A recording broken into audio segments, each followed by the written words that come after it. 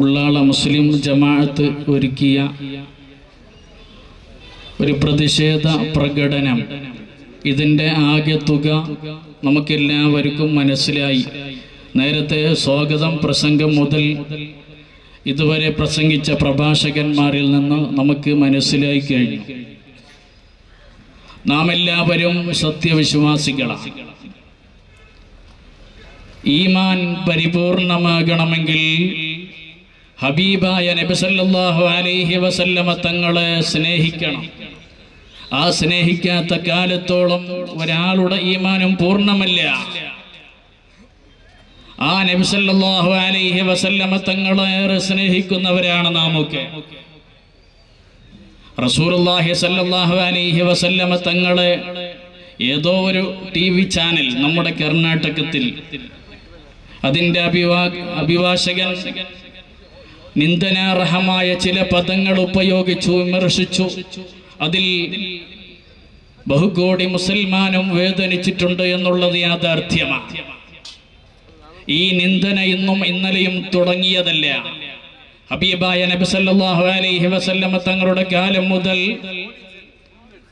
ഖുറൈശികളുടെ ഭാഗത്തിൽ നിന്നും ഹബീബായ നബി സല്ലല്ലാഹു അലൈഹി വസല്ലമ തങ്ങൾ ജീവിച്ചിരിക്കുന്ന കാലത്തും ഒരുപാട് ആൾക്കാർ വിമർശിച്ചിട്ടുണ്ട് ഹബീബായ പുണ്യ പ്രവാചകർ മുഹമ്മദ് മുസ്തഫ സല്ലല്ലാഹു അലൈഹി വസല്ലമ തങ്ങളെ. പക്ഷെ അതെനിക്ക് ഓരോ സമയത്തും കാലികമായി കാലം മറുപടി പറഞ്ഞിട്ടുണ്ട്. മാത്രമല്ല അല്ലാഹു സുബ്ഹാനഹു വ തആല ഹബീബായ നബി സല്ലല്ലാഹു അലൈഹി വസല്ലമ തങ്ങളെ സാന്ത്വനപ്പെടുത്തിയതിന്റെ ഭാഗമാണ് തബ്ബത് യദാ അബീ ലഹബിൻ വ തബ്ബ് എന്ന പരിശുദ്ധമായ ഒരു ഖുർആനിലെ ഒരു അധ്യായം തന്നെ അല്ലാഹു ഇറക്കിയിട്ടുണ്ടെങ്കിൽ എൻ്റെ പ്രിയപ്പെട്ട സഹോദരന്മാരെ, ഈ ഒരു പ്രതിഷേധ പ്രകടനത്തിൽ ഞങ്ങൾക്ക് നീതി ന്യായം ലഭിക്കുമെന്ന് ഞങ്ങൾക്ക് ആഗ്രഹമില്ല. പക്ഷേ ഞങ്ങൾക്ക് അതിൽ ഒരു കരുതലുമില്ല. നാം മനസ്സിലാക്കുന്നത്, ഇവിടുത്തെ ആൾക്കാർ ജനങ്ങൾ മനസ്സിലാക്കണം, നബി സല്ലല്ലാഹു അലൈഹി വസല്ലമ തങ്ങളെ നിന്ദിച്ച ആ ഒരു TV ചാനൽക്ക് എതിരെ മാത്രമുള്ള ഒരു പ്രതിഷേധ പ്രകടനമല്ല ഇത്. ആ ഒരു ചിന്ത, ആ ഒരു മനോഭാവമുള്ള എല്ലാവർക്കും എതിരെയുള്ള ഒരു പ്രതിഷേധ പ്രകടനമാണ്. മാത്രമല്ല ഹബീബായ നബി സല്ലല്ലാഹു അലൈഹി വസല്ലമ തങ്ങൾ ശാന്തിയുടെയും സൗഹാർദ്ദത്തിൻ്റെയും അതുപോലെ തന്നെ ഇസ്ലാമിൻ്റെ പരിശുദ്ധമായ ദുനിയാവിനിക്ക് റഹ്മത്തുൽ ലിൽ ആലമീനായി അല്ലാഹു സുബ്ഹാനഹു വ തആല ഇറക്കിയതായ പ്രവാചകരാണ്. ഒരു സാധാരണ മനുഷ്യനല്ല, അസാധാരണ മനുഷ്യനാണ് നബി സല്ലല്ലാഹു അലൈഹി വസല്ലമ തങ്ങൾ. നബി സല്ലല്ലാഹു അലൈഹി വസല്ലമ തങ്ങൾ അവിടുന്ന് പരിശുദ്ധമായ ദീനിന്റെ വെളിയാളം വന്നപ്പോൾ, കട്ടവന്റെ കൈ കൊത്തണമെന്ന് പറഞ്ഞപ്പോൾ അവിടുന്ന് നബി സല്ലല്ലാഹു അലൈഹി വസല്ലമ തങ്ങൾ ലോകത്തോട് ഓതിയത്, അവിടുന്ന് ഓതി നമ്മോട് പഠിപ്പിച്ചു തന്നത് എൻ്റെ കരളിന്റെ കഷ്ണമായ ഫാത്തിമ ബീവി റളിയല്ലാഹു അൻഹ, ഫാത്തിമ ബീവി കെട്ടാലും അവിടുന്ന് അവളുടെ കൈ വിച്ഛേദിക്കുമെന്ന് പറഞ്ഞിട്ടുണ്ടെങ്കിൽ അവിടെ ജാതി നോക്കിയില്ല, അവിടെ മതം നോക്കിയില്ല, കുടുംബം നോക്കിയില്ല. എൻ്റെ പ്രിയപ്പെട്ട സഹോദരന്മാരെ, ആ ഹബീബായ നബി സല്ലല്ലാഹു അലൈഹി വസല്ലമ തങ്ങൾക്കെതിരെ ആരൊക്കെ പരസ്യമായും രഹസ്യമായും അവിടുന്ന് ഏതെല്ലാം തലത്തിലും നിന്ദിക്കുന്നുണ്ടോ, വിമർശിക്കുന്നുണ്ടോ, അവർക്കെതിരെയുള്ള ഒരു താക്കീതാവട്ടെ ഈ നമ്മുടെ പ്രതിഷേധ പ്രകടനം. നബി സല്ലല്ലാഹു അലൈഹി വസല്ലമ തങ്ങൾ നമുക്ക് കാണിച്ചു തന്ന അഹ്ലു സുന്നത്തി വൽ ജമാഅത്തിന്റെ ആശയ ആദർശങ്ങൾ അടിയുറച്ച് ജീവിക്കാൻ അല്ലാഹു സുബ്ഹാനഹു വ തആല നമുക്ക് തൗഫീഖ് നൽകുമാറാവട്ടെ എന്ന് ആത്മാർത്ഥമായി പ്രാർത്ഥിക്കുന്നതോടൊപ്പം എനിക്ക് സമയം അനുവദിച്ചു തന്ന സംഘാടകർക്ക് അഭിവാദ്യങ്ങൾ നേർന്നുകൊണ്ട് എൻ്റെ വാക്കുകൾക്ക് വിരാമം. വആഖിറു ദഅവാനാ അൽഹംദുലില്ലാഹി റബ്ബിൽ ആലമീൻ. الذين يحادون الله ورسوله أولئك في الأذلين. صدق الله العليم. ಈ ಒಂದು ಪ್ರತಿಭಟನಾ ಸಭೆಯ ಅಧ್ಯಕ್ಷತೆಯನ್ನು ವಹಿಸಿದ ಉಲ್ಲಾಲ ಜನತೆಯ ಅಭಿಮಾನವಾದ ಅಬ್ದುಲ್ ರಶೀದ್ ಹಾಜಿ ಅವರೇ, ಹಾಗೂ ಈಗ ತಾನೇ ನಮ್ಮ ಮುಂದೆ ವಿಷಯವನ್ನು ಮಂಡಿಸಿದ ಖ್ಯಾತವಾಗ್ಮಿ ರಫೀಯುದ್ದೀನ್ ಕುದ್ರೋಲಿರವರೇ, ದುವಾ ಶಿರೋಚನ ನೀಡಿದ ಸೈಯದ್ ಅನಸ್ ತಂಗಲ್ರವರೇ, ಉಸ್ತಾದ್ SP ದಾರ್ಮೀರ್, ಹಾಗೂ ನನ್ನ ಮುಂದೆ ಇರತಕ್ಕಂತಹ ಉಲ್ಲಾಲದ ಧಾರ್ಮಿಕ, ಸಾಮಾಜಿಕ, ರಾಜಕೀಯ ಹೋರಾಟ ಸಂಘಟನೆಯ ಎಲ್ಲ ಸಹೋದರರೇ, ಅಸ್ಸಲಾಮು ಅಲೈಕುಂ ವರಹಮತುಲ್ಲಾಹಿ ವಬರಕಾತ್. ಈ ಒಂದು ಉಲ್ಲಾಲ ಈ ಪ್ರದೇಶ ಇವತ್ತಿನ ದಿನ ಈ ಸಹಸ್ರಾರು ಜನರನ್ನು ಇಲ್ಲಿ ಸೇರಿಸಿದೆ.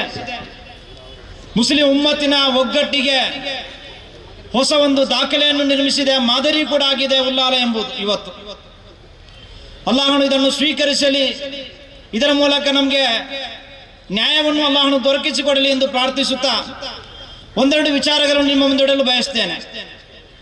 ಮೊದಲನೇದಾಗಿ, ನಾವು ಸುವರ್ಣ ಚಾನೆಲ್ನ ಅಜಿತ್ನ ವಿರುದ್ಧ ಈ ಒಂದು ಬಹುದೊಡ್ಡ ಹೋರಾಟದಲ್ಲಿ ನಾವು ತೊಡಗಿಸಿಕೊಂಡಿದ್ದೇವೆ. ಯಾಕೆ?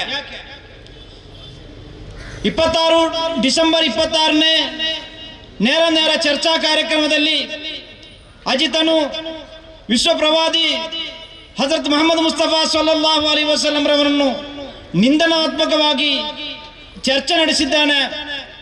ಮತ್ತು ಅದರ ನಂತರದ ದಿನಗಳಲ್ಲಿ ರಾಜ್ಯಾದ್ಯಂತ ಹಲವು ಪೊಲೀಸ್ ಠಾಣೆಗಳಲ್ಲಿ ಆತನ ವಿರುದ್ಧ ಕೇಸು ದಾಖಲಾಗಿದೆ. ನಂತರ ನಮ್ಮ ಪಾಂಡೇಶ್ವರದ ಪೊಲೀಸ್ ಠಾಣೆಯಲ್ಲೂ ಕೇಸು ದಾಖಲಾಗಿ 2 ದಿನಗಳ ನಂತರ ಅಲ್ಲಿ FIR ಆಗಿದೆ. 31 ಡಿಸೆಂಬರ್ 31ರಂದು FIR ಆಗಿದೆ. ಅದರ ನಂತರ 4ನೇ ತಾರೀಕು ಜನವರಿ 4ನೇ ತಾರೀಕಾಗಿದೆ ಈ ಕೇಸು ಹೈಕೋರ್ಟ್ಗೆ ಬರುವಂಥದ್ದು, ಅಲ್ಲಿ ವಾದ ಮಂಡಿಸಲಿಕ್ಕೆ ಬರುವಂಥದ್ದು. ಇಲ್ಲಿ ನಾವು ಗಂಭೀರವಾಗಿ ಅರ್ಥ ಮಾಡಬೇಕಂತ ವಿಷಯ ಏನಂದ್ರೆ, 26ನೇ ತಾರೀಕಿನಿಂದ 4ನೇ ತಾರೀಕು ತನಕ ಇಷ್ಟೊಂದು ಗಂಭೀರವಾದ ಒಂದು ಘಟನೆ ರಾಜ್ಯದಲ್ಲಿ ನಡೆದು ಈ ರಾಜ್ಯದ ಸುಮಾರು 85 ಲಕ್ಷದಷ್ಟು ಬರ್ತಕ್ಕಂಥ ಮುಸಲ್ಮಾನರು ಮಾನಸಿಕ ನೋವನ್ನು ಅನುಭವಿಸ್ತಾ ಇರುವಾಗ, ಇದರ ವಿರುದ್ಧ 700ಕ್ಕಿಂತಲೂ ಹೆಚ್ಚು ಪೊಲೀಸ್ ಠಾಣೆಗಳಲ್ಲಿ ಕೇಸು ದಾಖಲಿಸಿರುವಾಗ, ಇದರ ವಿರುದ್ಧವಾಗಿ ಕಾನೂನು ಕ್ರಮ ಕೈಗೊಳ್ಳದೆ ಮೌನವಾಗಿರಲು ಕಾರಣವೇನು ರಾಜ್ಯ ಸರ್ಕಾರ ಎಂಬುದನ್ನು ನಾವು ತಿಳಿಯಬೇಕಾಗಿದೆ. ಯಾವ ಕಾರಣಕ್ಕಾಗಿ 26ನೇ ತಾರೀಕಿನಿಂದ 4ನೇ ತಾರೀಕು ತನಕ ಇಷ್ಟು ದಿನಗಳಿದ್ದು, ಇಷ್ಟು ಅವಕಾಶಗಳಿದ್ದು ರಾಜ್ಯ ಸರ್ಕಾರ ಯಾವುದೇ ಒಂದು ಕ್ರಮವನ್ನು ತೆಗೆದುಕೊಳ್ಳಲಿಲ್ಲ. ಮಾತ್ರವಲ್ಲ, ಎಷ್ಟೆಲ್ಲ ಪೊಲೀಸ್ ಠಾಣೆಗಳಲ್ಲಿ ಕೇಸು ದಾಖಲಿಸಿದೆಯಾ, ಈ ಕೇಸು ದಾಖಲಾದ ಬಗ್ಗೆ ಕೂಡ ಪೊಲೀಸ್ ಅಧಿಕಾರಿಗಳು ಕೂಡ ಇದಕ್ಕೆ FIR ದಾಖಲಿಸಿ ಆದಷ್ಟು ಬೇಗದಲ್ಲಿ ಅವನನ್ನು ಬಂಧಿಸಿ ಕಾನೂನು ಕ್ರಮಗಳನ್ನು ಕೈಗೊಳ್ಳಲಿಲ್ಲ. ಯಾಕಾಗಿ? ಇದರ ಹಿಂದಿರುವ ಉದ್ದೇಶವೇನು? ಈ ಅಜಿತ್ನವರು ಮಾತ್ರ ಅಪರಾಧಿ ಆಗುವುದಲ್ಲ, ಈ ಕೇಸಿನಲ್ಲಿ ರಾಜ್ಯ ಸರ್ಕಾರ ಕೂಡ ಅಪರಾಧಿಯಾಗಿದೆ ಈ ಕೇಸಿನಲ್ಲಿ. ಮಾತ್ರ ಅಲ್ಲ, ಪೊಲೀಸ್ ಇಲಾಖೆ ಕೂಡ ಅಪರಾಧಿ ಸ್ಥಾನದಲ್ಲಿ ಇದೆ. ಯಾಕಾಗಿ ಈ ಕೇಸನ್ನು ನೀವು ಕಡೆಗಣಿಸಿದ್ದೀರಿ? 85 ಲಕ್ಷ ಬರತಕ್ಕಂತ ಮುಸಲ್ಮಾನರ ಅವರ ಮನಸ್ಸಿನ ನೋವಿಗೆ ಯಾವುದೇ ಅರ್ಥ ಇಲ್ವಾ? ಯಾವುದೇ ಬೆಲೆ ಇಲ್ವಾ? ಇಲ್ಲಿ ಅವರ ಧಾರ್ಮಿಕ ಭಾವನೆಗೆ ಅದಕ್ಕೆ ಯಾವುದೇ ಬೆಲೆ ಇಲ್ವಾ? ಒಂದು ವಿಚಾರವನ್ನು ನಾನು ಹೇಳ ಬಯಸ್ತೇನೆ. ಭಾರತದ ಮುಸಲ್ಮಾನರು ಏನಂದ್ರೆ, ಈ ದೇಶದ ಸಂವಿಧಾನವನ್ನ, ಈ ದೇಶದ ಕಾನೂನನ್ನ ಇತರ ಎಲ್ಲಾ ಧರ್ಮಕ್ಕಿಂತಲೂ ಅತ್ಯಂತ ಹೆಚ್ಚಾಗಿ ಗೌರವಿಸುತ್ತಾರೆ. ಅತ್ಯಂತ ಹೆಚ್ಚಾಗಿ ಇದರ ರಕ್ಷಣೆಯನ್ನು ಕೂಡ ವಹಿಸಿಕೊಂಡಿದ್ದಾರೆ. ಅತ್ಯಂತ ಹೆಚ್ಚಾಗಿ ಅಭಿಮಾನ ಕೂಡ ಮಾಡುತ್ತಾರೆ. ಕಾರಣ ಏನೆಂದರೆ, ಈ ದೇಶದ ಈ ಸಂವಿಧಾನ ಪ್ರಕಾರ ಈ ದೇಶದ ಸರ್ವ ಜಾತಿ ಧರ್ಮ ಜನಾಂಗದ ಜನರು ಪರಸ್ಪರ ಪ್ರೀತಿಯಿಂದ, ಸೌಹಾರ್ದತೆಯಿಂದ, ಸಹೋದರತೆಯಿಂದ, ಶಾಂತಿಯಿಂದ ಬದುಕುವಂತ ವ್ಯವಸ್ಥೆ ನಮ್ಮ ಸಂವಿಧಾನದಲ್ಲಿದೆ. ಅದಕ್ಕಾಗಿ ನಾವು ಈ ಸಂವಿಧಾನವನ್ನು ಗೌರವಿಸ್ತೇವೆ, ಈ ಕಾನೂನನ್ನು ಗೌರವಿಸ್ತೇವೆ. ಆ ಕಾನೂನನ್ನು ಗೌರವಿಸುವ ಕಾರಣ ಇಂದು 22 ದಿನಗಳು ಆಗಿ ಕೂಡ ನಾವೊಂದು ಈ ವಿಚಾರದಲ್ಲಿ ಪ್ರತಿಭಟನಾ ಸಭೆ ನಡೆಸಬೇಕಂತ ಒಂದು ದೌರ್ಭಾಗ್ಯ ಕೂಡ ನಮಗೆ ಬರ್ತಾ ಇದೆ. ಇದನ್ನು ಅರ್ಥ ಮಾಡಿಕೊಳ್ಬೇಕಾಗಿದೆ ಕಾನೂನು ಪಾಲಕರು, ಇದನ್ನು ಅರ್ಥ ಮಾಡಿಕೊಳ್ಬೇಕಾಗಿದೆ ಸರ್ಕಾರ. ನಾವಿಂದು 21 ದಿನ ಕಳೆದು ಕೂಡ ಇಷ್ಟು ದೊಡ್ಡ ಮಟ್ಟದಲ್ಲಿ ಪ್ರತಿಭಟನೆ ನಡೆಸಬೇಕಾದಂತಹ ಈ ಪರಿಸ್ಥಿತಿ ಬಂದ್ರೆ ಖಂಡಿತವಾಗಿ ಇದು ನಮ್ಮ ದೌರ್ಬಲ್ಯವೆಂದು ನೀವು ಭಾವಿಸಬಾರದು. ನಾವಿದು ಈ ಕಾನೂನಿಗೆ, ಈ ಸಂವಿಧಾನಕ್ಕೆ ಕೊಟ್ಟಂತಹ ಬೆಲೆ, ಈ ದೇಶದ ಕಾನೂನಿಗೆ ಸಂವಿಧಾನಕ್ಕೆ ಕೊಟ್ಟಂತಹ ಗೌರವ, ಇದು ಸರ್ಕಾರ ಅರ್ಥ ಮಾಡಿಕೊಳ್ಬೇಕಾಗಿದೆ. ಅಲ್ಲದೆ ಇದ್ರೆ ಈ ದೇಶದ ಈ ಮುಸ್ಲಿಂ ಸಮುದಾಯವನ್ನು ಇದರ ವಿರುದ್ಧವಾಗಿ ಸಿಡಿದ್ರೆ ಅದನ್ನು ತಡೆಯಲಿಕ್ಕೆ ಇಲ್ಲಿಯ ಪೊಲೀಸ್ ಶಕ್ತಿಗೆ ಸಾಧ್ಯ ಇಲ್ಲ, ಸರ್ಕಾರಕ್ಕೂ ಕೂಡ ಸಾಧ್ಯ ಇಲ್ಲ. ಇಲ್ಲಿಯ ಕಾನೂನಿಗೆ ಗೌರವ ಕೊಟ್ಟು, ಸಂವಿಧಾನಕ್ಕೆ ಗೌರವ ಕೊಟ್ಟು ಮಾತ್ರ ಈ ಸಮುದಾಯ ಶಾಂತಿ ಪಾಲಿಸ್ತಾ ಇದೆ, ಸಂಯಮನವನ್ನು ಪಾಲಿಸ್ತಾ ಇದೆ. ಇದನ್ನು ನೀವು ದುರುಪಯೋಗ ಪಡಿಸಿಕೊಳ್ಳಬಾರದು ಎಂದು ಹೇಳ್ತಾ ಇದ್ದೇವೆ. ಆದ್ದರಿಂದ ಇನ್ನು ಕೂಡ ಇಂತಹ ಪ್ರತಿಭಟನೆಗಳು ಈಗ ದಕ್ಷಿಣ ಕನ್ನಡ ಜಿಲ್ಲೆಯಲ್ಲಿ ಪ್ರಾರಂಭವಾಗಿದೆ. ಇನ್ನು ಉಡುಪಿ ಜಿಲ್ಲೆ, ಚಿಕ್ಕಮಗಳೂರು ಜಿಲ್ಲೆ, ಹಾಸನ ಜಿಲ್ಲೆ, ಈ ರೀತಿ ಜಿಲ್ಲಾಂತರವಾಗ್ತಾ ಇದೆ ಈ ಪ್ರತಿಭಟನೆ. ಅದಕ್ಕೆ ಮುಂಚಿತವಾಗಿ ಸರ್ಕಾರ ನಿದ್ರೆಯಿಂದ ಎಚ್ಚೆತ್ತುಕೊಳ್ಬೇಕಾಗಿದೆ. ಸರ್ಕಾರ ಈ ವಿಷಯದ ಗಂಭೀರವನ್ನು ಅರ್ಥ ಮಾಡಿಕೊಳ್ಬೇಕಾಗಿದೆ. ಇದು ಇವತ್ತು ನಿನ್ನೆ ಸಮಸ್ಯೆ ಅಲ್ಲ. ಹಜರತ್ ಪ್ರವಾದಿ ಮುಹಮ್ಮದ್ ಸಲ್ಲಲ್ಲಾಹು ಅಲೈಹಿ ವಸಲ್ಲಂ ನಿಂದಿಸುವಂತದ್ದು, ಇಸ್ಲಾಂ ಧರ್ಮವನ್ನು ನಿಂದಿಸುವಂತದ್ದು, ಮುಸ್ಲಿಂ ಸಮುದಾಯವನ್ನು ನಿಂದಿಸುವಂತದ್ದು,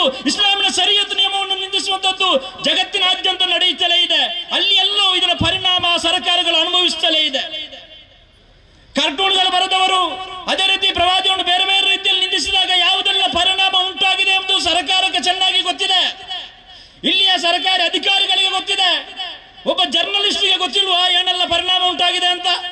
ಪ್ರವಾದಿಯನ್ನು ನಿಂದಿಸುವಾಗ, ಧರ್ಮವನ್ನು ನಿಂದಿಸುವಾಗ, ಇಸ್ಲಾಮಿನ ಶರೀಅತನ್ನು ನಿಂದಿಸುವಾಗ ಯಾವ ರೀತಿಯ ಪರಿಣಾಮಗಳು ಉಂಟಾಗುತ್ತದೆ ಎಂದು ಗೊತ್ತಿದ್ದುಕೊಂಡೇ ಉದ್ದೇಶಪೂರ್ವಕವಾಗಿ ಜಾತಿಯ ಒಳಗೆ, ಧರ್ಮದೊಳಗೆ ವಿಷ ಬೀಜವನ್ನು ಬಿತ್ತಲಿಕ್ಕೆ, ಕೋಮು ಸೌಹಾರ್ದವನ್ನು ಕೆಡಿಸಲಿಕ್ಕೆ, ಜನರನ್ನು ಪರಸ್ಪರ ಕಚ್ಚಾಡಿಸುವುದಕ್ಕೆ, ಗಲಭೆ ಮಾಡಿಸಿಕೊಂಡು ಕಚ್ಚಾಡಿಸಿಕೊಂಡು ಬಿಜೆಪಿಯ ರಾಜಕೀಯ ಲಾಭ ಪಡೆಯುವುದಕ್ಕಾಗಿ ಬಿಜೆಪಿಯ ನಾಯಕತ್ವ ಮಾಲಕದಲ್ಲಿರತಕ್ಕಂತಹ ಚಾನೆಲ್ನ ಅಜಿತನು ಈ ಕೆಲಸವನ್ನು ಉದ್ದೇಶ ಪೂರ್ವಕವಾಗಿ ಮಾಡಿದ್ದಾನೆ ಎಂದು ಮುಸ್ಲಿಂ ಸಮುದಾಯ ನಂಬಿಕೊಂಡಿದೆ.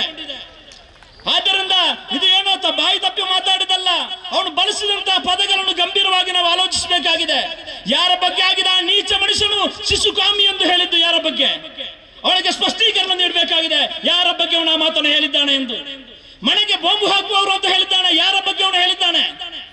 ಒಬ್ಬ ಜರ್ನಲಿಸ್ಟ್ ಆಗಿಕೊಂಡು ಮಾಧ್ಯಮದ ಉನ್ನತ ಸ್ಥಾನದಲ್ಲಿದ್ದುಕೊಂಡು ದೇಶದ ಜನತೆಗೆ, ರಾಜ್ಯದ ಜನತೆಗೆ ಸಮಾಧಾನ ಶಾಂತಿಯ ಪಾಠವನ್ನು ಬೋಧಿಸಬೇಕಾದಂತವನು.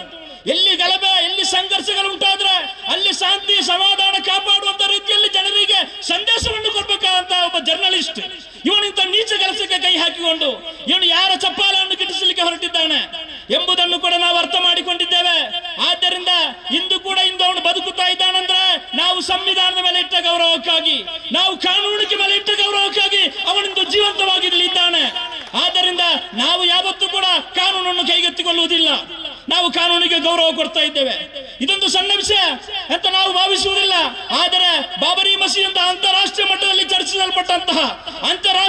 ಚರ್ಚಿಸಲ್ಪಡುತ್ತಲೇ ಇರತಕ್ಕಂತಹ ಬಹುದೊಡ್ಡ ವಿಷಯದಲ್ಲಿ ಕೂಡ ಇಷ್ಟು ವರ್ಷಗಳಾಗಿ ಈ ದೇಶದ ಸಂವಿಧಾನದ ಮೇಲೆ, ದೇಶದ ಕಾನೂನಿನ ಮೇಲೆ ನಾವು ನಂಬಿಕೆ ಇಟ್ಟು, ಭರವಸೆಯನ್ನು ಇಟ್ಟು ಸುಪ್ರೀಂ ಕೋರ್ಟ್ ಶಾಸ್ತ್ರೀಯವಾದ ವಾದ ವಿವಾದಗಳನ್ನು ಮಂಡಿಸಿ ಅದನ್ನ ಆ ರೀತಿಯ ಸಾಕ್ಷಿಗಳನ್ನು ಮುಂದಿಟ್ಟುಕೊಂಡು ನ್ಯಾಯವಾದ ತೀರ್ಪು ನಮಗೆ ಕೊಡ್ತದೆ ಎಂಬ ನಂಬಿಕೆ ಮೇಲೆ ನಾವು ಈಗಲೂ ಕೂಡ ಶಾಂತಿಯಿಂದಲೇ ಇದ್ದೇವೆ. ಅದನ್ನು ಸರ್ಕಾರಗಳು ಅರ್ಥ ಮಾಡಿಕೊಳ್ಬೇಕು. ನಮ್ಮನ್ನು ಕೆದಕಲಿಕ್ಕೆ ಬರಬಾರದು. ನಮ್ಮನ್ನು ಕೆದಕುವಂತಹ ಶಕ್ತಿಗಳನ್ನ ಬಿಜೆಪಿ RSS ನವರು ಪ್ರಮೋಟ್ ಮಾಡ್ತಲೇ ಇರ್ತಾರೆ, ಜನರಿಗೆ ಕೊಡ್ತಲೇ ಇರ್ತಾರೆ. ಅದನ್ನು ಸರ್ಕಾರ ಅರ್ಥ ಮಾಡಿಕೊಳ್ಬೇಕು. ಪೊಲೀಸ್ ಇಲಾಖೆ ಅವರ ಕೆಲಸವನ್ನು ಅವರು ಮಾಡಬೇಕಾಗಿದೆ. ಯಾಕಾಗಿ ನೀವು FIR ಮಾಡಲಿಕ್ಕೆ ತಡೆ ಮಾಡಿದ್ದು? ಯಾಕೆ ನೀವು FIR ದಾಖಲಿಸಿಲ್ಲ? ಯಾಕಾಗಿ ಇಷ್ಟೆಲ್ಲ ದೂರು ದಾಖಲಾದ್ರು ಇದರ ಗಂಭೀರವನ್ನು ಯಾಕೆ ನೀವು ಸಂಬಂಧಪಟ್ಟ ಅಧಿಕಾರಿಗಳಿಗೆ ಸರಿಯಾದ ರೀತಿಯಲ್ಲಿ ತಲುಪಿಸಲಿಲ್ಲ ಎಂಬುದನ್ನು ನೋಡಬೇಕಾಗಿದೆ. ಈ ಕೇಸು ವಾದಕ್ಕೆ 4ನೇ ತಾರೀಕು ಹೈಕೋರ್ಟ್ಗೆ ಬಂದಂತಹ ಸಂದರ್ಭದಲ್ಲಿ ಅಲ್ಲಿ ಈ ವಾದಕ್ಕಾಗಿ ಹೈಕೋರ್ಟ್ನ ದೊಡ್ಡ ನ್ಯಾಯವಾದಿ, ಮಾನವ ಹಕ್ಕು ಹೋರಾಟಗಾರ ಅಡ್ವೊಕೇಟ್ ಬಾಲನ್ ಸಾರ್ ಅವರ ನಾಯಕತ್ವದಲ್ಲಿ ಅಡ್ವೊಕೇಟ್ ಮುಜಫರ್ ಅಹಮದ್ ಮತ್ತು ಅಡ್ವೊಕೇಟ್ ಲತೀಫ್ ಅವರ ನಾಯಕತ್ವ ಒಂದು ದೊಡ್ಡ ತಂಡ ಅಲ್ಲಿ ಹೋಗಿತ್ತು. ಇದರ ಬಗ್ಗೆ ಕಾನೂನಾತ್ಮಕವಾದ ಎಲ್ಲ ಕೆಲಸಗಾರರನ್ನು ಅವರು ಮಾಡಿತ್ತು. ಆದರೆ ಅವತ್ತಿನ ದಿನ ರಾಜ್ಯದ ಅಭಿಯೋಜಕರಾದಂತಹ ಅಡ್ವೊಕೇಟ್, ರಾಜ್ಯ ಸರ್ಕಾರದ ಅಡ್ವೊಕೇಟ್ ಈ ಕೇಸಿನ ಬಗ್ಗೆ ನನಗೆ ಇನ್ನೂ ತುಂಬಾ ಕಲೀಲಿಕ್ಕೆ ಇದೆ, ಪಾಂಡೇಶ್ವರದಿಂದ ಬಂದ FIR ನ ಬಗ್ಗೆ ನನಗೆ ಕಲೀಲಿಕ್ಕೆ ಸಮಯ ಸಿಕ್ಕಿಲ್ಲ ಅಂತ ಹೇಳಿಕೊಂಡು ಇದನ್ನು ಮುಂದೂಡುವಂತಹ ಒಂದು ವ್ಯವಸ್ಥಿತವಾದ ಷಡ್ಯಂತ್ರವನ್ನ ರಾಜ್ಯ ಸರ್ಕಾರ ನಡೆಸಿದೆ ಎಂಬುದನ್ನು ನಾವು ಅರ್ಥ ಮಾಡಿಕೊಳ್ಬೇಕಾಗಿದೆ. ಪಾಂಡೇಶ್ವರದಿಂದ ಬಂದಂತಹ ಒಂದು FIR ಅಲ್ಲಿಗೆ ತಲುಪಲಿಕ್ಕೆ, ಅದರ ಬಗ್ಗೆ ಅಧ್ಯಯನ ಮಾಡಲಿಕ್ಕೆ ಈ ಒಬ್ಬ ಸರ್ಕಾರಿ ಅಭಿಯೋಜಕರಿಗೆ 5 ದಿನಗಳು ಬೇಕಾ? ಆದ್ದರಿಂದ ಈ ರೀತಿಯಲ್ಲಿ ಕಾನೂನಾತ್ಮಕವಾಗಿ ಇದಕ್ಕೆ ತೊಡಕುಂಟು ಮಾಡುವಂತಹ ಕೆಲಸಗಳನ್ನು ಸರ್ಕಾರ ಯಾರಿಗೋ ಬೇಕಾಗಿ ಮಾಡಿಸ್ತಾ ಇದೆ ಎಂಬುದನ್ನು ಕೂಡ ನಾವು ಅರ್ಥ ಮಾಡಿಕೊಳ್ಬೇಕಾಗಿದೆ. ಆದ್ದರಿಂದ ಈ ವಿಷಯದಲ್ಲಿ ಸರ್ಕಾರಕ್ಕೆ ಬಹುದೊಡ್ಡ ಜವಾಬ್ದಾರಿ ಇದೆ. ಜಾತ್ಯತೀತ ಎಲ್ಲಾ ಪಕ್ಷಗಳಿಗೂ ಬಹುದೊಡ್ಡ ಜವಾಬ್ದಾರಿ ಇದೆ. ಯಾವುದೇ ಜಾತ್ಯತೀತ ಪಕ್ಷ ಮುಸಲ್ಮಾನರ ವೋಟ್ ಇಲ್ಲದೆ ಇಲ್ಲಿ ಜಯಿಸಲಿಕ್ಕೆ ಯಾವತ್ತೂ ಸಾಧ್ಯ ಇಲ್ಲ ಎಂಬುದನ್ನು ಅರ್ಥ ಮಾಡಿಕೊಳ್ಬೇಕಾಗಿದೆ. ಅದರ ಜೊತೆಯಲ್ಲಿ ಹಜರತ್ ಮುಹಮ್ಮದ್ ಸಲ್ಲಲ್ಲಾಹು ಅಲೈಹಿ ವಸಲ್ಲಂ ರವರ ಅನುಯಾಯಿಯಾದ ಮುಸ್ಲಿಂ ಉಮ್ಮತ್ತಿನ ಅಂಗವಾದ ಎಲ್ಲ ಮುಸ್ಲಿಂ ಜನಪ್ರತಿನಿಧಿಗಳಿಗೂ ಬಹುದೊಡ್ಡ ಜವಾಬ್ದಾರಿ ಇದೆ. ನೀವು ಯಾರನ್ನು ಅಪಮಾನ ಮಾಡ್ತಾ ಇದ್ದೀರಾ? ನೀವು ಈ ಉಮ್ಮತ್ತನ್ನು ಅಪಮಾನ ಮಾಡ್ತಾ ಇದ್ದೀರಾ ಅಥವಾ ಪ್ರವಾದಿಯನ್ನು ಅಪಮಾನ ಮಾಡ್ತಾ ಇದ್ದೀರಾ ಎಂದು ಮುಸ್ಲಿಂ ಜನಪ್ರತಿನಿಧಿಗಳು ಉತ್ತರಿಸಬೇಕಾಗಿದೆ ಈ ಸಮುದಾಯಕ್ಕೆ. ಆದ್ದರಿಂದ ನಾವು ಅರ್ಥ ಮಾಡಿಕೊಳ್ಬೇಕಾಗಿದೆ, ಇದು ಬರೀ ಒಂದು ಸಣ್ಣ ವಿಚಾರ ಅಲ್ಲ. ಇದು ಅಜಿತ್ತಿನ ಮನಸ್ಸಿನಲ್ಲಿ ತುಂಬಿಕೊಂಡಂತಹ RSS ನ ಸಿದ್ಧಾಂತದ ಆ ಮಾಲಿನ್ಯವಾಗಿದೆ ಹೊರಬಂದದ್ದು. ಅದನ್ನು ಅವನು ಬಿತ್ತಿದ್ದಾನೆ. ಅವನಿಗೆ ಅಲ್ಲಿ ಏನು ಚರ್ಚಿಸಬೇಕು, ಯಾವ ವಿಷಯವನ್ನು ಚರ್ಚೆ ಮಾಡಬೇಕಾಗಿತ್ತು? ಪ್ರೊಫೆಸರ್ ಭಗವಾನ್ ರವರು ಶ್ರೀರಾಮಚಂದ್ರನ ಬಗ್ಗೆ ಏನಾದ್ರೂ ಕೆಟ್ಟದಾಗಿ ಮಾತಾಡಿದ್ರೆ ಅದನ್ನು ಪ್ರೊಫೆಸರ್ ರಾಮಚಂದ್ರನವರ ಜೊತೆ ಸೈದ್ಧಾಂತಿಕವಾಗಿ ಚರ್ಚೆ ನಡೆಸಬೇಕಾಗಿತ್ತು, ಅವರ ಜೊತೆ ಪ್ರಶ್ನಿಸಬೇಕಾಗಿತ್ತು, ಅವರ ಜೊತೆ ಚರ್ಚಿಸಲಿಕ್ಕೆ, ಅವರ ಜೊತೆ ವಾದಿಸಲಿಕ್ಕೆ ಬೇಕಾದ ಬಂಡವಾಳ ಈತನ ಕೈಯಲ್ಲಿ ಇಲ್ಲದೆ ಆದಾಗ ಈ ವಿಷಯವನ್ನು ಧರ್ಮದೊಳಗೆ ಕಚ್ಚಾಡಕ್ಕಾಗಿ ಬೇರೆ ರೀತಿಯಲ್ಲಿ ಬರೆದು ತಂದು ಕಾಗದ ಮೂಲಕ ಟಿವಿ ಚಾನಲ್ವನ್ನು ಓದಿಕೊಂಡು ಜನರಲ್ಲಿ ಅಶಾಂತಿಯನ್ನು, ಸಮಾಜದಲ್ಲಿ ಅಶಾಂತಿಯನ್ನು ಹರಡುವ ಪ್ರಯತ್ನವನ್ನು ಉದ್ದೇಶಪೂರ್ವಕವಾಗಿ ಅಜಿತನು ಮಾಡಿದ್ದಾನೆ. ಆದ್ದರಿಂದ ಅವನಿಗೆ ಕಠಿಣವಾದ ಕಾನೂನಿನ ಶಿಕ್ಷೆ ಆಗಲೇಬೇಕಾಗಿದೆ. ಖಂಡಿತವಾಗಿ ಮುಸ್ಲಿಂ ಸಮುದಾಯ ಅವನಿಗೆ ಕ್ಷಮಿಸಲಿಕ್ಕೆ ಸಾಧ್ಯವೇ ಇಲ್ಲ. ಅವನಿಗೆ ಕ್ಷಮಿಸುವಂತ ಅರ್ಹತೆ ಕೂಡ ಮುಸ್ಲಿಂ ಸಮುದಾಯಕ್ಕೆ ಇಲ್ಲ. ಆ ಅವಕಾಶವನ್ನು ಅಲ್ಲಾಹ್ ನಮಗೆ ಕೊಟ್ಟಿಲ್ಲ. ಅವನಿಗೆ ಪ್ರವಾದಿಯನ್ನು ನಿಂದಿಸುವವನಿಗೆ ಕ್ಷಮೆ ಕೊಡುವಂಥದ್ದು, ಇಸ್ಲಾಮನ್ನು ನಿಂದಿಸುವವನಿಗೆ ಕ್ಷಮೆ ಕೊಡುವಂಥದ್ದು ಅದು ಇಸ್ಲಾಂ ಧರ್ಮದಲ್ಲಿ ಇಲ್ಲ. ಯಾಕಿಲ್ಲ ಅಂದ್ರೆ ಆ ಅಜಿತ್ನನ್ನು ಸೃಷ್ಟಿಸಿದವನೇ ಅಲ್ಲಾಹನಾಗಿದ್ದಾನೆ, ನಮ್ಮನ್ನು ಸೃಷ್ಟಿಸಿದವನು ಅಲ್ಲಾಹನಾಗಿದ್ದಾನೆ. ಆ ಅಲ್ಲಾಹನ ಪ್ರವಾದಿಯನ್ನು ಅವನು ನಿಂದಿಸಿದ್ದಾನೆ. ಆದ್ದರಿಂದ ಅದನ್ನು ಕ್ಷಮೆ ಅಲ್ಲಾಹನ ಕೊಡಬೇಕು. ಅಲ್ಲಾಹನ ಕ್ಷಮೆ ಕೊಡಬೇಕಾದ್ರೆ ಅವನು ಶಹಾದತ್ ಕಲ್ಮೆ ಹೇಳಿಕೊಂಡು ಇಸ್ಲಾಂ ಧರ್ಮವನ್ನು ಸ್ವೀಕರಿಸಿ ಅಲ್ಲಾಹನೊಂದಿಗೆ ಅವನು ಕ್ಷಮೆ ಕೇಳಬೇಕಾಗಿದೆ. ಅಲ್ಲದೆ ಮುಸಲ್ಮಾನರು ಕ್ಷಮೆ ಕೊಡ್ಲಿಕ್ಕೆ ಸಾಧ್ಯ ಇಲ್ಲ. ಅದಲ್ಲದೆ ಹೋದ್ರೆ ಈ ದೇಶದ ಕಾನೂನು ಪ್ರಕಾರ, ಈ ದೇಶದ ಸಂವಿಧಾನ ಪ್ರಕಾರ ಅತ್ಯಂತ ಗರಿಷ್ಠವಾದ ಶಿಕ್ಷೆ ಏನಿದೆಯೋ ಆ ಶಿಕ್ಷೆ ಅವನಿಗೆ ಕೊಡಲೇಬೇಕು. ಅದು ಎಷ್ಟು ತನಕ ಅವನಿಗೆ ಆಗುವುದಿಲ್ಲವೋ ಅಷ್ಟರ ತನಕ ಈ ಹೋರಾಟ ಮುಂದುವರಿಯುತ್ತಲೇ ಇರ್ತದೆ. ಯಾವುದೇ ಸರ್ಕಾರ ಬರಲಿ, ಯಾವುದೇ ಸರ್ಕಾರ ಬೀಳಲಿ, ಅದು ನಮಗೆ ಸಮಸ್ಯೆಯೇ ಅಲ್ಲ. ಆದ್ದರಿಂದ ಸರ್ಕಾರದವರು ಎಚ್ಚೆತ್ತುಕೊಳ್ಬೇಕಾಗಿದೆ, ಇದರ ಗಂಭೀರವನ್ನು ಅರ್ಥ ಮಾಡಿಕೊಳ್ಬೇಕಾಗಿದೆ. ಇನ್ನೊಂದು ವಿಚಾರ, ಈ ಸಮಾರಂಭವನ್ನು ವೀಕ್ಷಿಸಲಿಕ್ಕೆ ಬಂದಂತಹ IB ಅಧಿಕಾರಿಗಳು, ಅದು ಇಂಟೆಲಿಜೆನ್ಸಿನ ಕ್ರೈಮ್ ಬ್ರಾಂಚ್ ಆಗಿರ್ಬೋದು, ಸ್ಪೆಷಲ್ ಬ್ರಾಂಚ್ ಆಗಿರ್ಬೋದು, ನಿಮ್ಮ ಜವಾಬ್ದಾರಿಯನ್ನು ಒಳ್ಳೆ ರೀತಿಯಲ್ಲಿ ನೀವು ಪಾಲಿಸಬೇಕಾಗಿದೆ. ಈ ಜಿಲ್ಲೆಯಲ್ಲಿ ನಡೆತಕ್ಕಂಥ ವಿದ್ಯಮಾನಗಳು, ಎಷ್ಟು ಸ್ಟೇಷನ್ಗಳಲ್ಲಿ ಕೇಸ್ ದಾಖಲಾಗಿದೆ, ಎಷ್ಟು ಪ್ರತಿಭಟನೆ ಎಲ್ಲೆಲ್ಲಿ ಹೇಗೆಲ್ಲ ನಡೆದಿದೆ, ಇದರ ಬಗ್ಗೆ ಸರಿಯಾದ ಸತ್ಯಸಂಧವಾದ ವರದಿಯನ್ನು ನಿಮ್ಮ ಉನ್ನತ ಅಧಿಕಾರಿಗಳಿಗೆ, ರಾಜ್ಯ ಸರ್ಕಾರಕ್ಕೆ ಸತ್ಯಸಂಧವಾಗಿ ನೀವು ತಲುಪಿಸಿಕೊಡುವಂತಹ ಜವಾಬ್ದಾರಿಯನ್ನು IB ಅಧಿಕಾರಿಗಳು ಮಾಡಬೇಕಾಗಿದೆ. ಅದು ಮಾಡಿರುತ್ತಿದ್ರೆ ಎಷ್ಟು ತನಕ ಕಾನೂನು ಕ್ರಮ ಕೈಗೊಳ್ಳುತ್ತಾ ಇದ್ದರು, ಅದು ಆಗಲಿಲ್ಲ. ಆದ್ರೆ ಅದು ಆಗ್ಬೇಕಾಗಿದೆ. ಇವತ್ತಿನ ಈ ವರದಿ ಕೂಡ ಸತ್ಯಸಂಧವಾಗಿ ರಾಜ್ಯ ಸರ್ಕಾರಕ್ಕೆ ಎಲ್ಲಿಗೆ ತಲುಪಬೇಕು ಅಲ್ಲಿಗೆ ಸರಿಯಾದ ರೀತಿಯಲ್ಲಿ ತಲುಪಿಸಬೇಕು, ಉನ್ನತ ಅಧಿಕಾರಿಗಳಿಗೆ ಕೂಡ ತಲುಪಿಸಬೇಕಾಗಿದೆ. ಇನ್ನು ಕೂಡ ಈ ಪ್ರತಿಭಟನೆ ಮುಂದುವರಿಯುವಂತಹ ಅವಕಾಶವನ್ನು ಸರ್ಕಾರ ಮಾಡಿಕೊಡಬಾರದು. ಅದೇ ರೀತಿ ನಾವು ಹೇಳಲು ಬಯಸುವುದು ಏನಂದ್ರೆ, ಏನು ಈ ಚಾನೆಲ್ನವರಿಗೆ, ಮಾಧ್ಯಮದವರಿಗೆ ಇಲ್ಲಿ ಚರ್ಚೆಲಿಕ್ಕೆ ಬೇರೆ ವಿಷಯ ಇಲ್ವಾ? ದೇಶದ ಅಪಾಯದ ವಿಷಯಗಳು ಇಲ್ವಾ? ದೇಶ ಅಪಾಯಕ್ಕೆ ಹೋಗ್ತಾ ಇದೆ, ಸಂವಿಧಾನ ಅಪಾಯಕ್ಕೆ ಹೋಗ್ತಾ ಇದೆ. ಈ ಕಳೆದ ಒಂದು ವಾರದಲ್ಲಿ ಶಬರಿಮಲೆ ಕ್ಷೇತ್ರದ ವಿಷಯದಲ್ಲಿ ಕೇರಳದಾದ್ಯಂತ ನಡೆದಂತಹ ಒಂದು ಹರ್ತಾಲ್, ಒಂದು ಬಂದಿನ ವಿಚಾರ ಯಾಕೆ ಚರ್ಚೆ ಆಗುತ್ತಾ ಇಲ್ಲ? ದೇಶಾದ್ಯಂತ ಚಾನೆಲ್ಗಳಲ್ಲಿ ಯಾಕೆ ಚರ್ಚೆ ಆಗುವುದಿಲ್ಲ? ಸುಪ್ರೀಂ ಕೋರ್ಟ್ನ ಒಂದು ತೀರ್ಮಾನದ ವಿರುದ್ಧವಾಗಿದೆ. ಕೇಂದ್ರ ಸರ್ಕಾರದ ಪಕ್ಷದ ಜನರು ಹರ್ತಾಲ್ ನಡೆಸಿದ್ದು, ಬಂದ್ ನಡೆಸಿದ್ದು. ಎಷ್ಟೋ ಸ್ವತ್ತು ನಾಶ ನಷ್ಟವಾಗಿದೆ, ಸಂಪತ್ತು ನಷ್ಟವಾಗಿದೆ, ಸಾರ್ವಜನಿಕ ಸ್ವತ್ತುಗಳು ನಾಶವಾಗಿದೆ, ಜನರ ಮೇಲೆ ಹಲ್ಲೆ ಆಗಿದೆ. ಒಂದು ಧರ್ಮ ಗುರುಗಳು ನಡು ರಸ್ತೆಯಲ್ಲಿ ಹಾಕಿ ಗುಂಪು ಹತ್ಯೆ ನಡೆಸುವ ಪ್ರಯತ್ನವನ್ನು ನಡೆಸಿದ್ದಾರೆ RSS ನವರು. ಅಬ್ದುಲ್ ಕರೀಂ ಮುಸ್ಲಿಯಾರ್ ಎಂಬ ಬಾಯಾರ್ನ ಧರ್ಮಗುರುಗಳನ್ನು ನಡು ರಸ್ತೆಯಲ್ಲಿ ಹಾಕಿ ಗುಂಪು ಹತ್ಯೆ ನಡೆಸುವ ಪ್ರಯತ್ನವನ್ನು ಕಾಸರಗೋಡ್ನ ಬಾಯಾರ್ ಎಂಬ ಸ್ಥಳದಲ್ಲಿ RSS ಸಂಘ ಪರಿವಾರದವರು ಮಾಡಿದ್ದಾರೆ. ಯಾಕೆ ಅವರ ಬಗ್ಗೆ ಚರ್ಚೆ ಆಗುವುದಿಲ್ಲ? ಯಾಕೆ ನಿಮ್ಮ ಮೀಡಿಯಾಗಳು ಚರ್ಚೆ ಮಾಡುವುದಿಲ್ಲ? ಒಬ್ಬ ಅಮಾಯಕ ಧರ್ಮಗುರುಗಳನ್ನು ಈ ರೀತಿ ಮಾಡಿದ್ದೀರಿ. ಇವತ್ತೊಂದು ಮಂಗಳೂರು ಖಾಸಗಿ ಆಸ್ಪತ್ರೆಯಲ್ಲಿ ಜೀವನ್ ಮರಣ ಹೋರಾಟದಲ್ಲಿದ್ದಾರೆ, ಅವರು ICUನಲ್ಲಿದ್ದಾರೆ. ಅದೇ ರೀತಿ ಪೊಲೀಸ್ ಸ್ಟೇಷನ್ಗೆ ನೇರವಾಗಿ ಬಾಂಬ್ ಎಸೆಯುವಂತ ಚಿತ್ರ ಎಲ್ಲ ವಿಡಿಯೋಗಳಲ್ಲಿ ಬರ್ತಾ ಇದೆ. ಪೊಲೀಸ್ ಸ್ಟೇಷನ್ಗೆ 4 ಬಾಂಬ್ ಎಸೆಯುತ್ತಾನೆ ಒಬ್ಬ RSSನವನು. ಯಾಕೆ ನಿಮ್ಮ ಮಾಧ್ಯಮಗಳಲ್ಲಿ ಚರ್ಚೆ ಆಗುತ್ತಾ ಇಲ್ಲ? RSSನ ಶಾಖೆಗಳಲ್ಲಿ ರೈಡ್ ಆಗುತ್ತದೆ ಕೇರಳದಲ್ಲಿ ಇರುವುದು ಒಬ್ಬ BJP MLA. ಆದರೂ ಕೇರಳದಲ್ಲಿ RSSನ ಶಾಖೆಗಳಲ್ಲಿ ಮಾರಕ ಆಯುಧಗಳು ತುಂಬಿಕೊಂಡಿದೆ, ತಲವಾರುಗಳು ತುಂಬಿಕೊಂಡಿದೆ, ಬಾಂಬ್ ನಿರ್ಮಿಸುವಂತಹ ವಸ್ತುಗಳು ತುಂಬಿಕೊಂಡಿದೆ. ಯಾಕೆ ನಿಮ್ಮ ಮಾಧ್ಯಮಗಳಲ್ಲಿ ಚರ್ಚೆ ಆಗುವುದಿಲ್ಲ ಈ ವಿಷಯ? ಯಾಕೆ ಚರ್ಚೆ ಆಗುವುದಿಲ್ಲ? ಆರ್ಥಿಕ ಪರಿಸ್ಥಿತಿ ತುಂಬಾ ನಷ್ಟಕ್ಕೆ ಹೋಗುತ್ತಾ ಇದೆ. ದೇಶದ ಆರ್ಥಿಕ ಪರಿಸ್ಥಿತಿ ತುಂಬಾ ಬದಲಾಗುತ್ತಿದೆ ಅಂತ ಹೇಳಿ ಅಲ್ಲಿ ನಮ್ಮ ರಿಸರ್ವ್ ಬ್ಯಾಂಕಿನ ಗವರ್ನರ್ಗಳು ರಾಜೀನಾಮೆ ಕೊಡ್ತಾ ಇದ್ದಾರೆ. ಯಾಕೆ ಚರ್ಚೆ ಆಗುವುದಿಲ್ಲ? CBI ಉನ್ನತ ಅಧಿಕಾರಿಗಳು ರಾಜೀನಾಮೆ ಕೊಟ್ಟು ಹೋಗಬೇಕಾದ ಪರಿಸ್ಥಿತಿ ಬರ್ತಾ ಇದೆ. ಕೇಂದ್ರ ಸರ್ಕಾರ ನಮ್ಮನ್ನು ಸರಿಯಾದ ರೀತಿಯಲ್ಲಿ ತನಿಖೆ ನಡೆಸಲು ಬಿಡುತ್ತಾ ಇಲ್ಲ ಎಂಬ ರೀತಿಯಲ್ಲಿ ರಾಜೀನಾಮೆ ಕೊಟ್ಟು ಹೋಗ್ತಾ ಇದ್ದಾರೆ. ಯಾಕೆ ಚರ್ಚೆ ಆಗುತ್ತಾ ಇಲ್ಲ? ಆದ್ದರಿಂದ ಇಂತಹ ಗಂಭೀರವಾದ ವಿಚಾರಗಳು, NRC ವಿಷಯದಲ್ಲಿ, ಪೌರತ್ವವನ್ನು ನಿಷೇಧಿಸುವ ವಿಷಯದಲ್ಲಿ ಇಂದು ಕಂಗಾಲಾಗಿದ್ದಾರೆ ಜನರು. ಅಸ್ಸಾಂನಲ್ಲಿ 40 ಲಕ್ಷ ಜನರು, UPಯಲ್ಲಿ 51 ಲಕ್ಷ ಜನರು, ಇಡೀ ದೇಶಾದ್ಯಂತ 11 ಕೋಟಿ ಜನರ ಲೀಸ್ಟ್ ತಯಾರು ಮಾಡ್ತಾ ಇದೆ BJP ಸರ್ಕಾರ. ಯಾಕೆ? ಪೌರತ್ವ ನಿಷೇಧ ಮಾಡಲಿಕ್ಕೆ, ಅವರ ವೋಟಿಂಗ್ ಪವರ್ ಅನ್ನು ಇಲ್ಲದಾಗಿ ಮಾಡಲಿಕ್ಕೆ. ಯಾಕೆ ಇದು ಮಾಧ್ಯಮಗಳು ಚರ್ಚೆ ಮಾಡೋದಿಲ್ಲ? ಯಾಕೆ ಇದು ಮಾಧ್ಯಮಗಳು ತಿಳಿಸಿಕೊಡುವುದಿಲ್ಲ ಜನತೆಗೆ? ಆದರೆ ಇಂತಹ ಗಂಭೀರವಾದ ವಿಷಯಗಳನ್ನು ಮುಚ್ಚಿ ಹಾಕುವುದಕ್ಕಾಗಿ ಇಂತಹ ಕೋಮು ಭಾವನೆಯನ್ನು ಕೆರಳಿಸುವ, ಜನರನ್ನು ಜಾತಿ ಧರ್ಮದ ಮಧ್ಯೆ ಕಚ್ಚಾಡಿಸುವ, ಗಲಭೆ ಸೃಷ್ಟಿಸುವಂತಹ ನೀಚ ಕೆಟ್ಟ ಕೆಲಸಗಳನ್ನು ಸುವರ್ಣ ಚಾನೆಲ್ ಅಜಿತ್ ಮಾಡಿದ್ದಾನೆ. ಅವನಿದು ಪ್ರಾರಂಭ ಮಾಡಿದ್ದಲ್ಲ. ಇದಕ್ಕೆ ಮೊದಲು ಕೂಡ ಜಾಕಿರ್ ನಾಯ್ಕರ ವಿಷಯ ಚರ್ಚೆ ಬಂದಾಗ ಅಲ್ಲಿ ಇಸ್ಲಾಮನ್ನು ನಿಂದಿಸಿದ್ದಾನೆ, ಮುಸ್ಲಿಂ ಸಮುದಾಯವನ್ನು ನಿಂದಿಸಿದ್ದಾನೆ. ಪಾಪ್ಯುಲರ್ ಫ್ರಂಟ್ ನ ವಿಷಯ ಚರ್ಚೆಗೆ ಬರುವಾಗ ಸಂದರ್ಭದಲ್ಲಿ ಕೂಡ ಇಸ್ಲಾಂ ಧರ್ಮವನ್ನು, ಮುಸ್ಲಿಂ ಸಮುದಾಯವನ್ನು ನಿಂದಿಸಿದ್ದಾನೆ. ಯಾವುದೇ ಒಂದು ತಲಾಖಿನ ವಿಷಯ ಬಂದಾಗ ಕೂಡ ಇಸ್ಲಾಂ ಧರ್ಮವನ್ನು ನಿಂದಿಸ್ತಾನೆ ಅವನು. ಮುಸ್ಲಿಂ ಸಮುದಾಯವನ್ನು ನಿಂದಿಸುವ ರೀತಿಯಲ್ಲಿ ಮಾತಾಡ್ತಾನೆ, ಚರ್ಚೆ ನಡೆಸ್ತಾನೆ. ಇದೊಂದು ಪ್ರಾರಂಭವೇನೂ ಅಲ್ಲ. ಅವನಲ್ಲಿ ಮನಸ್ಸಿನಲ್ಲಿ ಅಡಗಿರತಕ್ಕಂತಹ RSS ನ ನೀಚ ಸಿದ್ಧಾಂತ, ನೀಚ ಬುದ್ಧಿಯಾಗಿದೆ ಈ ಕೆಲಸವನ್ನು ಅವನಿಂದ ಮಾಡಿಸ್ತಾ ಇದೆ.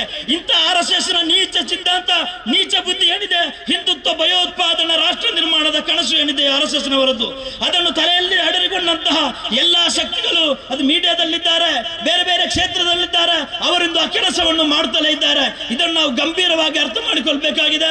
ಆದ್ದರಿಂದ ಗೌರವಾನ್ವಿತ ಮುಸ್ಲಿಂ ಸಹೋದರರೇ, ನಾವೇನು ಭಿಕ್ಷೆ ಬೇಡಲಿಕ್ಕೆ ಬಂದವರಲ್ಲ. ಇಲ್ಲಿ ನಮ್ಗೆ ಭಿಕ್ಷೆ ಬೇಡುವ ಅಗತ್ಯವೂ ಇಲ್ಲ. ನಮ್ಗೆ ಇಲ್ಲಿ ಬದುಕಲಿಕ್ಕೆ ನಿಮ್ಮ ಭಿಕ್ಷೆ ಬೇಡುವ ಅಗತ್ಯ ನಮ್ಗೆ ಇಲ್ಲ.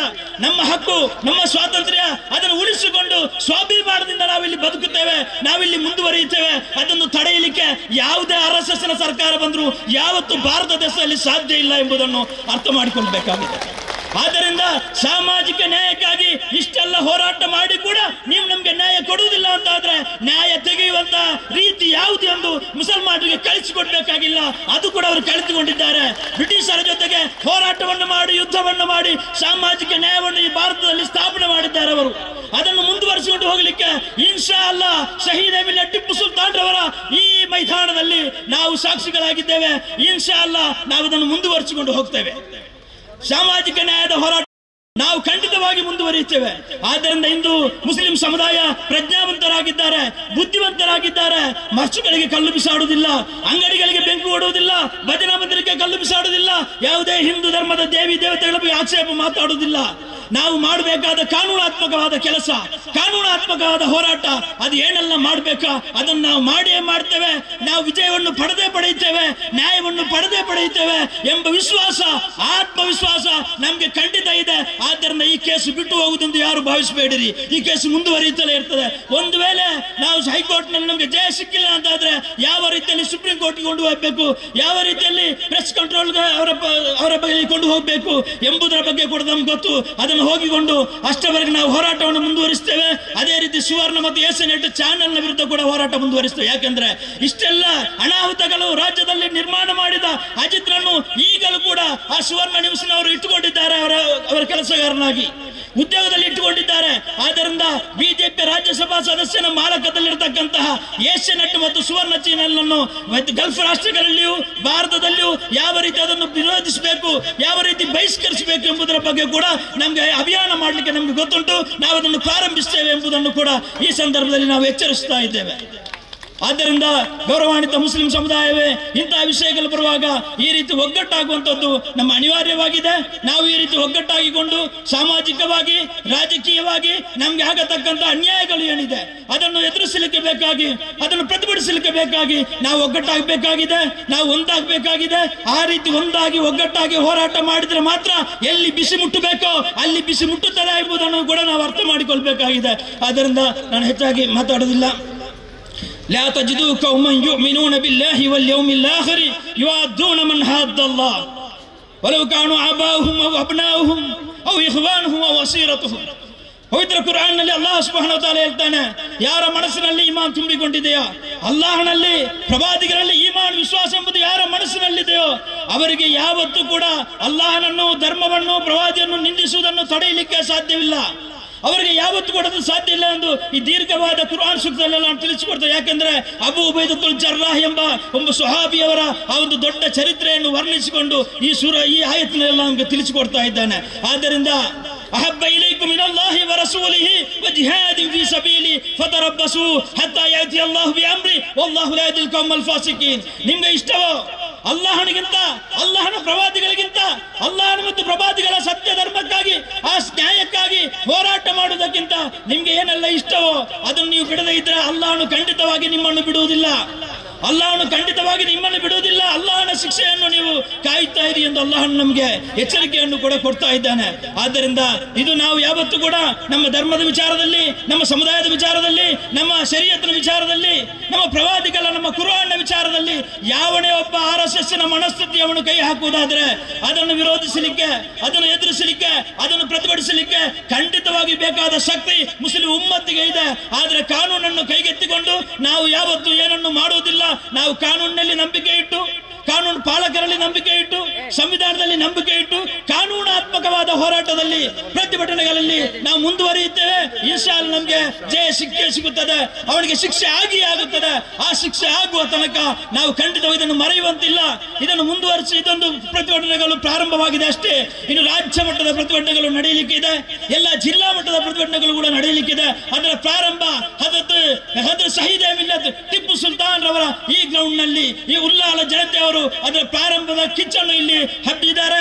ಇನ್ಶಾ ಅಲ್ಲಾಹ್ ಅದು ಮುಂದುವರಿಯುತ್ತದೆ. ಅಲ್ಲಾಹನು ಅನುಗ್ರಹಿಸಲಿ, ನಮ್ಮ ಈ ಹೋರಾಟವನ್ನ, ನಮ್ಮ ಈ ಪ್ರತಿಭಟನೆಗಳನ್ನ ಅಲ್ಲಾಹನು ಸ್ವೀಕರಿಸಲಿ, ಅಲ್ಲಾಹನು ವಿಜಯಗೊಳಿಸಲಿ. ಇದಕ್ಕಾಗಿ ಸಹಾಯ ಮಾಡಿದ, ತ್ಯಾಗ ಮಾಡಿದ, ಕಾರ್ಯ ಕೆಲಸ ಮಾಡಿದ, ದುಡಿದ ಸರ್ವರಿಗೂ ಅಲ್ಲಾಹನು ಅವನ ಪ್ರವಾದಿಗಳ ಆ ಪ್ರೀತಿಯನ್ನ ಅಲ್ಲಾಹನು ಎಲ್ಲಾ ರೀತಿಯ ಖೈರನ್ನು ನೀಡಿ ಅಲ್ಲಾಹನು ಅನುಗ್ರಹಿಸಲಿ ಎಂದು ಪ್ರಾರ್ಥಿಸ್ತಾ ಅವಕಾಶಕ್ಕಾಗಿ ಧನ್ಯವಾದ ಮಾಡ್ತಾ ಕೊನೆಗೊಳಿಸ್ತೇನೆ. ಅಲ್ಹಮ್ದುಲಿಲ್ಲಾಹಿ ರಬ್ಬಿಲ್ ಆಲಮೀನ್. ಮುಂದಿನ ದಿನಗಳಲ್ಲಿ ಸಾಮರಸ್ಯಕ್ಕೆ ಭಂಗ ತರುವಂತೆ ಸಾರ್ವಜನಿಕವಾಗಿ ಬರೆಯುವ ಮತ್ತು ಭಾಷಣ ಮಾಡುವವರ ನಿಯಂತ್ರಣಕ್ಕೆ ಪಾಠವಾಗಬೇಕಿದೆ. ನಮ್ಮ ಸರ್ಕಾರ ಕೂಡಲೇ ಅಜಿತ್ ಹನುಮಕ್ಕನವರನ್ನು ಬಂಧಿಸಿ ಭಾರತೀಯ ಪೊಲೀಸ್ ದಂಡ ಸಂಹಿತೆಯ ಬದ್ಧತೆಯನ್ನು ಎತ್ತಿ ಹಿಡಿಯಬೇಕು ಎಂದು ನಾವು ಉಲ್ಲಾಲದ ಮುಸ್ಲಿಮರು ತೀವ್ರವಾಗಿ ಒತ್ತಾಯಿಸ್ತಾ ಇದ್ದೇವೆ. ವಿರೋಧಿಗಳಿಂದಲೂ ಅನುಸರಣಾಯೋಗ್ಯ ಜೀವನ ನಡೆಸಿದವರೆಂಬ ಹೆಗ್ಗಳಿಕೆಗೆ ಅರ್ಹರಾದ ಮುತ್ತು ಪ್ರವಾದಿ ಮುಸ್ತಫಾ ಸಲ್ಲಲ್ಲಾಹು ಅಲೈಹಿ ವಸಲ್ಲಂ ರವರನ್ನು ಹೀಯಾಳಿಸಿದ ಅಜಿತ್ ಹನುಮಕ್ಕನವರ ವಿರುದ್ಧ ಸರ್ಕಾರ ಮತ್ತು ಸಂಬಂಧಪಟ್ಟ ಅಧಿಕಾರಿ ಹೊಂದಿದವರು ಎಫ್ಐಆರ್ ದಾಖಲಾಗಿಯೂ ಇನ್ನೂ ಸೂಕ್ತ ಕ್ರಮ ನಡೆಯದೇ ಇರುವುದಕ್ಕೆ ಈ ಸಭೆಯು ತೀವ್ರ ಕಳವಳವನ್ನು ವ್ಯಕ್ತಪಡಿಸುತ್ತಿದೆ. ಹನುಮಕ್ಕಣ್ಣವರು ಸಾರ್ವಜನಿಕರಿಗೆ ತಪ್ಪು ಮಾಹಿತಿ ನೀಡಿ ಮುಸ್ಲಿಮರ ಮನಸ್ಸನ್ನು ಘಾಸಿಗೊಳಿಸಿದ್ದರು. ಸುವರ್ಣ ಚಾನೆಲ್ನ ಮಾಲಕರು ಅಜಿತರ ಮೇಲೆ ಕ್ರಮ ತೆಗೆಯದೆ ನಿರ್ಲಕ್ಷ್ಯ ತೋರಿರುವುದು ಅಕ್ಷಮ್ಯ ಎಂದು ನಾವು ಪರಿಗಣಿಸಿ ಸುವರ್ಣ ನ್ಯೂಸ್ ಚಾನೆಲ್ ಅನ್ನು ನೋಡದೆ ಇರುವ ನಿರ್ಧಾರಕ್ಕೆ ಬಂದಿದ್ದೇವೆ. ನಮ್ಮ ಹೋರಾಟ ಉಗ್ರವಾಗಿ ನ್ಯಾಯ ದೊರಕುವ ತನಕ ಮುಂದುವರಿಯಲಿದೆ. ನಮ್ಮ ನ್ಯಾಯಯೋಜಿತ ಬೇಡಿಕೆಗಳಿಗೆ ಪುರಸ್ಕಾರ ಸಿಗುವವರೆಗೂ ನಾವು ನ್ಯಾಯಾಲಯಗಳ ಸಹಿತ ಎಲ್ಲಾ ರೀತಿಯ ಹೋರಾಟಕ್ಕೂ ನಮ್ಮ ಸಮಿತಿ ಅವಿರತವಾಗಿ ಶ್ರಮಿಸಲು ಬದ್ಧರಾಗಿರುತ್ತೇವೆ. ಇದರ ಯಥಾಪ್ರತಿಯನ್ನು ಗೃಹ ಸಚಿವರು ಕರ್ನಾಟಕ ಸರ್ಕಾರ, ಮಾನ್ಯ ಪೊಲೀಸ್ ಮಹಾನಿರ್ದೇಶಕರು ಕರ್ನಾಟಕ ರಾಜ್ಯ, ಅಧ್ಯಕ್ಷರು ಅಲ್ಪಸಂಖ್ಯಾತರ ಆಯೋಗ, ಉಸ್ತುವಾರಿ ಸಚಿವರು ದಕ್ಷಿಣ ಕನ್ನಡ ಜಿಲ್ಲೆ, ಮಾನ್ಯ ಜಿಲ್ಲಾಧಿಕಾರಿಗಳು, ಸನ್ಮಾನ್ಯ ಪೊಲೀಸ್ ಆಯುಕ್ತರು ಮಂಗಳೂರು ಇವರಿಗೆ ರವಾನಿಸಲಾಗುವುದು. ಇಲ್ಲವಾದಲ್ಲಿ ನಾವು ಹುತ್ತಾಗಿ ಕೊಡಲು ತೀರ್ಮಾನಿಸಿದ್ದೇವೆ.